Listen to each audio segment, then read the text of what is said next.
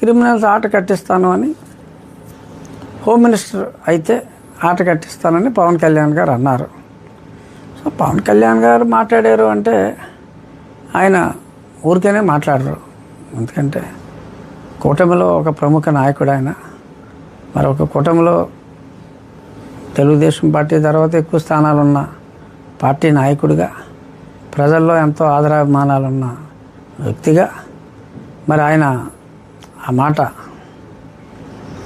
Home minister అయితే అన్న మాట అన్నారు. కాబట్టి చూద్దాం మరి రేపు కేంద్రంలో ఒక వారం రోజుల్లోనే ఇవాళ పేపర్లో కూడా వచ్చినాయి, అన్ని పేపర్లలో సాక్షితో సహా కేంద్రంలో త్వరలో ఇది క్యాబినెట్ ఎక్స్పాన్షన్ అని, ఆ తర్వాత రాష్ట్రంలో అని.